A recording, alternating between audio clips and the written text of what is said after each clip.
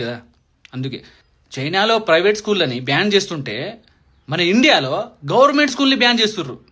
ఎందుకంటే వీళ్ళకి రావాలి కదా, రావాలి. ఎన్ని స్కూల్ బంద్ చేసారు తెలుసా నీకు?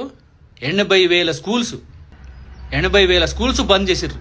ఎందుకు అని ప్రశ్నించావా నువ్వు ఏ రోజైనా? 400 రూపాయలు వచ్చే గ్యాసు ఇప్పుడు 900, 60 రూపాయలు 64 రూపాయలకు వచ్చే పెట్రోల్ ఇప్పుడు 110 రూపాయలు అయింది.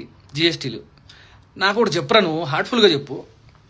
2014కు ముందు మన దేశంలో ఎంత జనాభా ఉండేది?